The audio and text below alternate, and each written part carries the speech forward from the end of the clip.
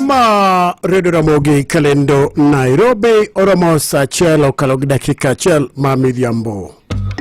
Radio Ramogi Karchu Radio Ramogi weche maka kod kacha joluo duto e piny luo duto. Radio Ramogi, #1 station for the Luo nation.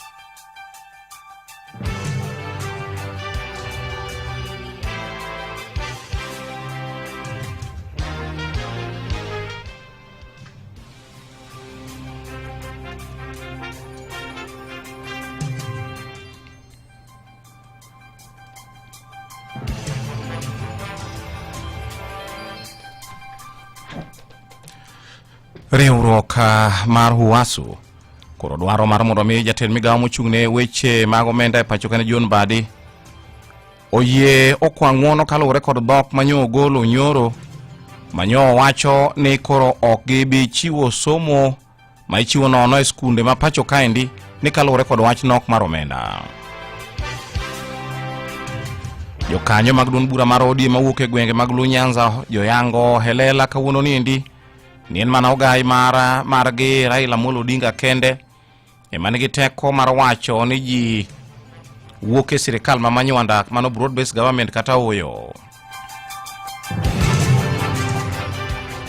Koda jopuonj madongo mag skunde mag sekondari kaunti ma siasa ni koro kwayo bunge mamalo mathur kaendi mondo mi jotemi neno ni gibiro gi yore te wach medo skunde lipia ma onego bed ni tayo godo chenro mag somo e skunde mathur kae. Weche manyien e Radio Ramogi gi James Rabala.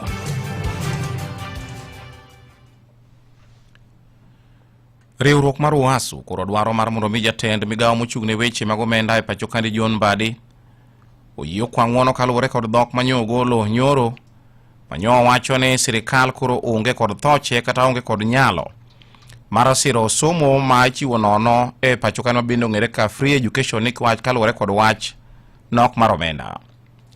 Kane owuoyo wach no endo jakom mar riwruogno endo Nyongesa ne obwogo bago ng'anyo mapek malich mokale pacho ka biro hinyo sekta te mag somo mathur kaendi kochakore dwe mar 9 mar higa niendi kadupo ni piny owacho ok nyalo ko pache mondo migi ng'i kaka ginyalo tayo weche mag somo yo makare pacho kaendi. As it is, we do not have enough members of academic staff across all universities. We are calling for the government to employ more lecturers in the universities. Therefore, the dream of retrenching any member of academic staff from universities, we will resist in the strongest terms possible. The government should be taking up the salaries of academic staff in public universities, just as it happens in schools, high schools, primary schools, basic education. The salaries of the teachers in that sector, even TVET, is paid by government. None of the teachers is told to generate salary from the students they teach. Grace Nyongesa ma en jakom mar riwruok mar Uwasu nendo ne owacho mano endo ka luwore kod dhok ma bende nyoro nyo sirikal ogolo ne ginyalo biro chungo e tich jopuonje kata jotich moko mag mbalariany mag piny owacho mathur kaendi.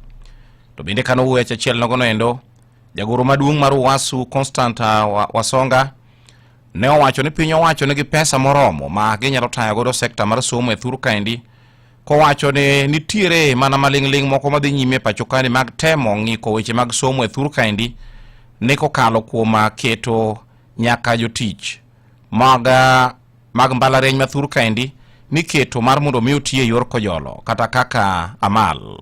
How can you imagine that you can retrench or lay off learned people? You think these are gunias that you can lay off anytime you feel like? These are people who have chewed books. You cannot lay them off. What country is this? Those are the things you are discussing in cabinet. You are thinking how to lay off professors. There's money. Withdraw that statement. There's money in Kenya. There's money. They are doing empowerment. A lot of empowerment. They have money. If you see the wastage in government, the money they waste per day can fund the entire education. Eweche ma tenore kod mano ene jopuonj madongo mag skunde mag sekondari kaunti ma Siaya ni koro kwayo bunge mamalo mathuur kaendi mondo mi jotemie neno ne gibiro gi yore te wach medo skunde lipia ma onego bed ni tayo godo chenro mag somo mag skunde pacho kaendi ma bende dongere dendo ni capitation mar konyo neno ni chenro mag somo dhi e yo makare ma onge ng'ikruok moro amora. Kano wuoyo wach nendo Victor Makanda ma en jakom mar riwruok mar jopuonj madongo mag skunde mag sekondari bade ma kaunti ma Siaya ne oywak mokale wi omenda manyap ma imiyo skunde kowacho ni pesa no ende chiwo matin kendo ichiwe modeko bende. We are now on our knees as schools in this country. Capitation is a stress, and it's only your office that can help us. Capitation comes little, it is shrinking, and comes late, it is erratic, and our schools currently have problems because partly of the capitation. When you see students telling principals one term, it is partly because of the capitation and the stress that is in the school. Kindly assist us. Makanda mabende en japuonj maduong' ma St. Mary's School Yala okwayo jotelo kaachiel bende kod jotelo ma otelo ne weche mag somo e kaunti ma Siaya mondo mi osire chenro manyalo bede mag jiwo weche mag somo kowacho ni somo ma gwenge mag Siaya kunendo yande ne ber malich mokalo kowacho ni weche mag somo koro dhi ka gima themba kaluwore kod wach nyawo ma sirikal oseng'iso e siro godo weche mag somo e thuru kaendi. Kano wuoyo e sub county mar Rarieda county ma Siaya kunendo jatelo nendo bende nowacho ni Siaya ema nong'e chon kaka kamane weche mag somo ni e malo malich mokalo kendo ne golo jolony mopogore opogore monyono buk ge rang'iny mamalo kowacho ni sani to mano koro en gima dwa chako lokore mana sigana nikech koro weche mag somo dhi maka gima themba Siaya kuno. I really want to urge the stakeholders in education, particularly politicians, that please help us in education. There will be a voice. So as the leadership of this country and this county and this sub-county, let us have a way of ensuring that the brains that were there, that are actually wearing off, are maintained. Siaya County was the citadel of education. We are not seeing that anymore, and with the support of the leadership that we have, I think we can regain that lost glory. Familia mar jaod bura machon ma huriri mosenindo Haman Homamba koro dwaro ratiro ne wuodgi Mike Omamba moncha ne onegi kaeto ringre odhi owiti tarik 22 mar dwe ni endi e kar dak ma Police Line Estate e boma ma Migori e seche ma report mar bero mane otimne ringre bende koro yango ni nyocha otho kaluwore kod remo mane ochwer mang'eny mane okel kod pala mane ochwoye godo mane ochwo godo kore kata goge. Reporter marwa ma Migori Joju manegilere wachni. E report mar bero manogol kod Laktar Evans Mundi mane otimo beroni e kar kano ringreno ma Migori level 4 ne yango ni mosindo Mike Omamba ne ochwo kod pala nyadinwoya ma oting'a goge ka bende reo mathoth manowuok e dende e omiyo ne owito ngimane. And he was stabbed in 3 areas. There were 2 on the left side of the chest, and there was 1 on the left buttock. From my findings, the one on the left buttock was deep, around 6 centimeters. Though it was just in the tissue, it did not injure any big blood vessel. Now the ones on the chest, there was 1 small one, and there was 1 big one. The big one was around 5 centimeters. The big one just adjacent to the bone on the chest, on the left. There was also a fracture on the 5th rib. There was also a 1 centimeter puncture to the left ventricle of the heart. The cause of the death in this case was severe hemorrhage following the stabbing. Okil mar familia mar Omamba Nelson Jura, mabedo riko ne nitie, e kama ne timo beroni, wach ni ka opoge kod nonro ma itimo kod obila, gin bende, koro gitemo timo nonro gin giwegi, ma oting'o temo kata ng'e jariemb bodaboda mane oting'o Mike Omamba kar saa 8 mar otieno ka wuok posta e boma Migori ka otere ode. Jura wan jariemb bodaboda no nyalo miyo gima thoth gima ne nyalo timore e kind yo kane koro pok owe. Though we have the security team, they are already doing their best. We're also pursuing a number of theories. And one of the theories which we are calling upon the border guy, the motorbike guy who picked Mike Poster area up to where he stays around police line area. So that this man can just come out, because he was the last person who can help us know what really happened. At what point did he leave this young man, and at what time of the morning, because we know the time at which he left Poster area. Now we're just trying to reconstruct this movement as from around 2 a.m. up to around 6 when his lifeless body was discovered. Familia mar mosindo ka hotel kod MC Manoth Kanyamkago Jojo Mamba wach ni gomo margi en ni mondo kotim nonro makare kendo adieri koro ng'e ka otenore kod nek mar Michael Omamba. Omamba ni kaka familia gomo margi en yudo ratiro ka bende koro giketo geno mar kaka familia kuom tenderita kwe. Wasechiwo chik matek instructions ne wakiliwa to mondo ti closely gi joma timo investigation matimo nonro mar tho Mike mondo wayud justice kaka family. Kaka neno wani waonge ngufu, so gima nyalo medo ngufu no matin en ka sirikal okawo wache ni matek mwayudo joma nonego Mike ma joma nonego Mike gi oketie mondo kawnegi okang' makare mondo kiny in kata an kikwachak wabedie gima chalo kama ne ng'ato nyalo tho e tho machalo kama minega ng'ama chenjo dhiang' e buche. Ne Nyakalondo Maramogi Kuke kaunti ma Migori, an Jo Juma. Jokanyo mag duond bura mar ODM mawuok e gwenge mag Luo Nyanza joyango e lela kawuono ni en mana ogai margi Raila Amolo Odinga kende ema nigi teko mar wacho ni ji wuok e sirikal ma manywanda broad based government kata oyo ma ok ng'ata machiele thur kaendi. Jotend ODM gwendo manoting'o governors, senators ko jod bura kaachiel bende kod MCS mane wuoyo e weche mag dongruok mar ochumi e gwenge mag Muhoroni odiochieng' ma kawuono niendi nowacho ni gi seche ginde nikech migosi Raila pok owuoyo koro gidhi nyime gi siro lwedo sirikand jatend piny Kenya William Ruto. Kana wuoyo wachno endo jakom duond bura mar ODM Gladys Wanga nowacho ni duond bura mar ODM no endo ne oketo koke ogirimiti mane gibedo godo gi loch mar Kenya Kwanza, kowacho ni winjruogno endo pod ngima kendo pod tiyo nyaka sani ma ok onge lokruok moro amora mosebide kata achiel. Wacha niseme leo kama mwenyekiti wa kitaifa, hakuna siku hata moja tumetoka katika hiyo agreement, na hakuna siku hata moja baba ametuambia tutoke hapo.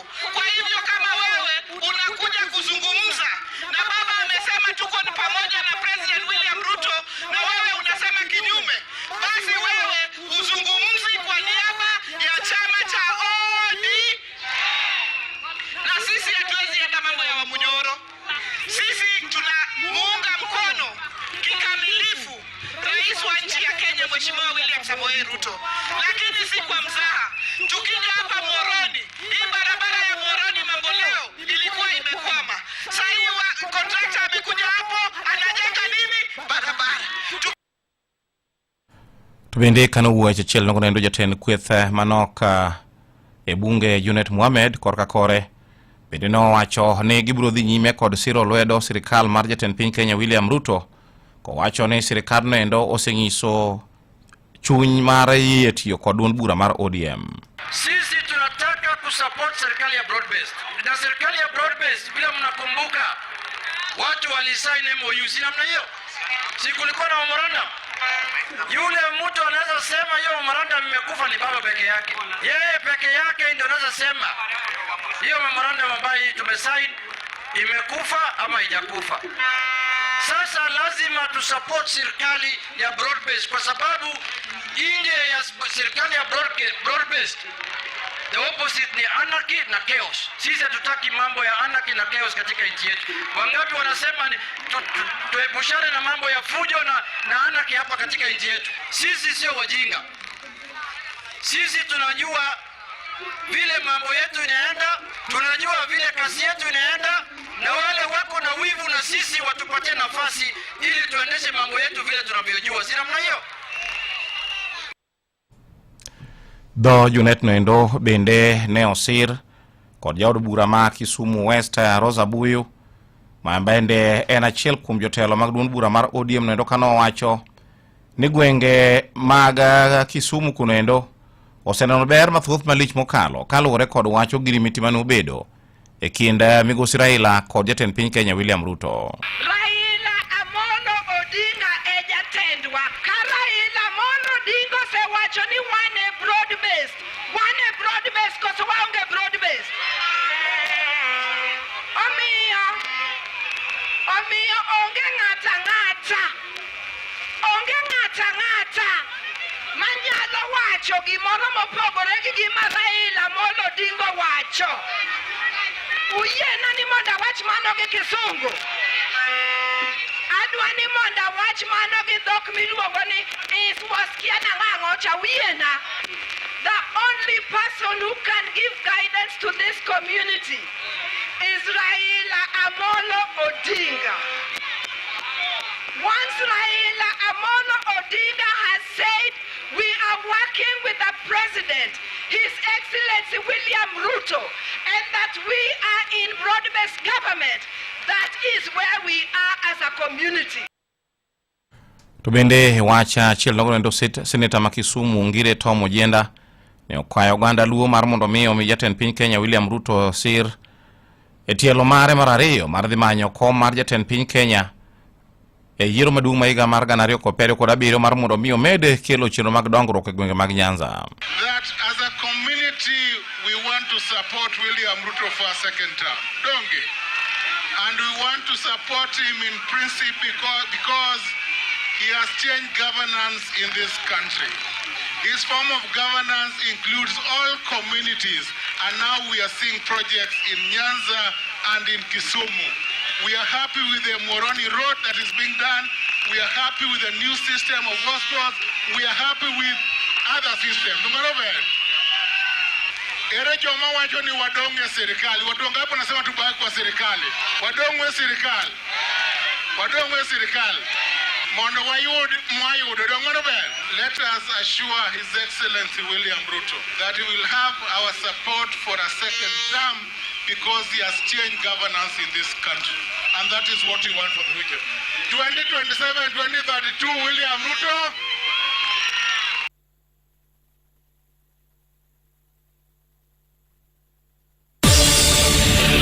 Machiegni e kuku mar wach e Radio Ramogi. Paro mopogore koro medo nyiedhore kaluwore kod wacha jatend migawo mar omenda John Mbadi mane oyango lela ni piny Kenya onge kod omenda moromo mar tayo somo nono maonge chudo e pacho kaendi. Wadwa ni watwag kaendi kod kata winjo paro moko kuom oganda ma kaunti ma Mombasa mane watwag godo kata madon watwag godo e wach ni endi mar mondo mi gimiwa anena pachgi. Antiere kaendi kod Dana Lo ma en jatend riwruok mar jopuonj mar NAT bade ma Kilindini Mombasa. Bende antiere kaendi kod Jako Dongo ma en janyuol Mombasa. Kod bende an gi Evans Ochieng man en rawera ma Mombasa kunendo. Achako kachiel twak e studio kaendi jatelo pachi en mane kotenre gi wach John Mbadi wacho ni piny Kenya onge kod nyalo mar tayo somo maonge chudo e pacho kaendi. An iluonga ni japuonj Dana Lo, jatelo mar branch mar Kilindini. To kendo an national trustee Kenya muungano mar NAT. Ka hakika nyo aneno gimotimre, gima nyo John Mbadi wacho nyoro to okober. Koro kirango sheria mar Kenya Constitution 2010 aya 53 wacho ni somo mar Kenya en bure maonge gimichule.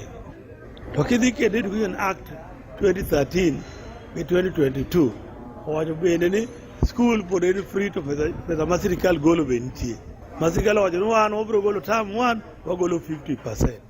Term mar ariyo ogolo 30%. Term mar adek 22. Koro sani John Mbadi wacho owuon single handed bunge ma korango kosomo Constitution ma Kenya 2010. Okosomo Children Act 2023 2022 manyathiri kod haki mare haki mar nyathi kisemiyo mondo igol nyaka idhi penj nyathi boyie ni nana yie mondo igol pesa. Pok wabedo piny kaka jok monego bed ni yango wach mar somo. Pok wabedo piny wacho ni bwana wadwaro somo michulo koso wadwaro somo ok chul. Koro miyo lweny noko be nyalo miyo wadwaro ka nitie remi pesa mar education to dogi parliament itim loan supplementary budget kama nitie rem gi rang To koro en okang' mane monego okaw mar reso sekta mar somo e pacho kaendi? Wacho ni gima wacho ni obedo misquoted kata jobedo gi pressure to nono to watere court. Wawuoyo gi jonyuol tere court. To kotere court to court biro wito mara nikech mano sheria ma lind. To court no ko yo tekno. To udhi luongo referendum. Wacho ni koro Kenya ko yulo ni free and compulsory education. Wagol article 53 mar constitution e Kenya.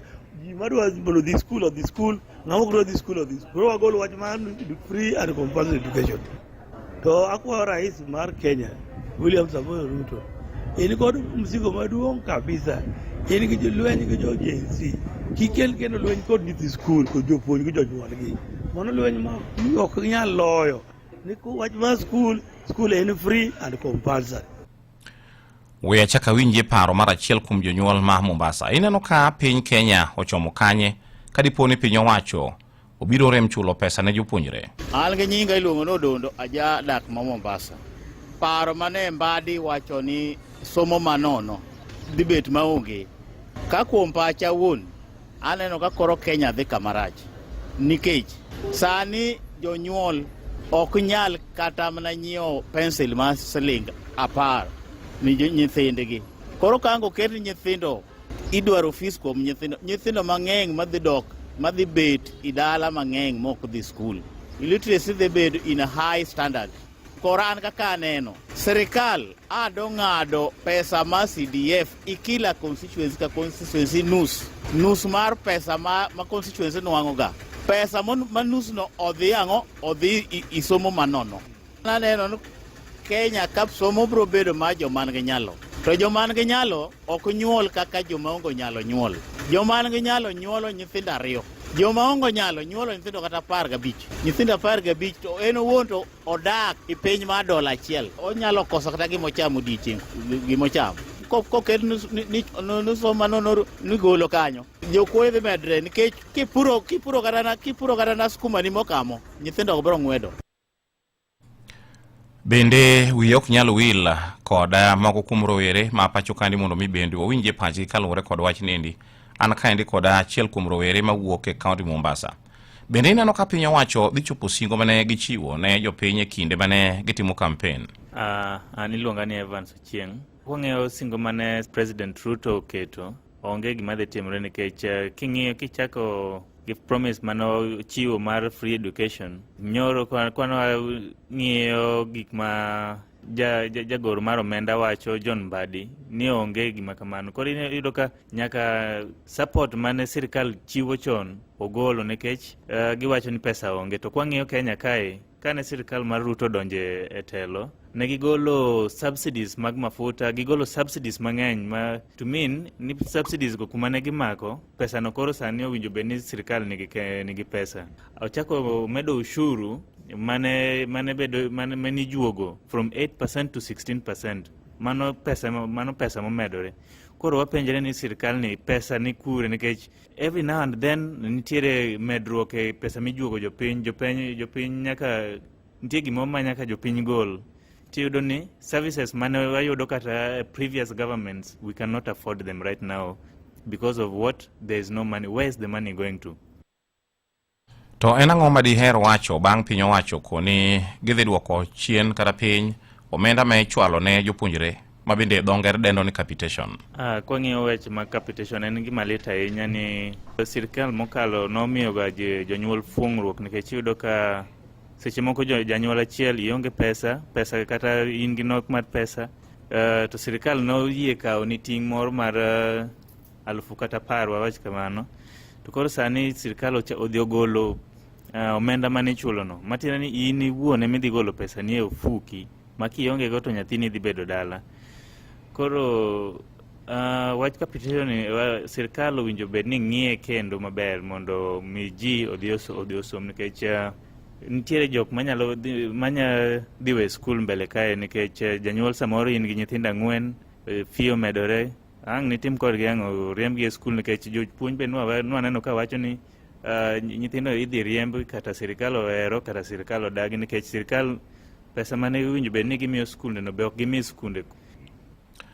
Basany kwar moyo jang' apani winjo gi iti ne watwa kaendi kod moko kuom jotelo mag riwruok mar NAT bade mo Mombasa to age jonyuol ka achiel bende kod twak kod jopuonjre giwegi mabiro golo paro mopogore opogore kaluwore kod wach sirkal wacho ni koro gionge kod thochgi kata nyalo mar omenda mar siro somo ma ichiwo nono e pacho kae mabiro ng'ere ka free education niendi. Basa nyaka kende joma manyien mane kelo ni chenro mar kuku mar wach enan James Rabala.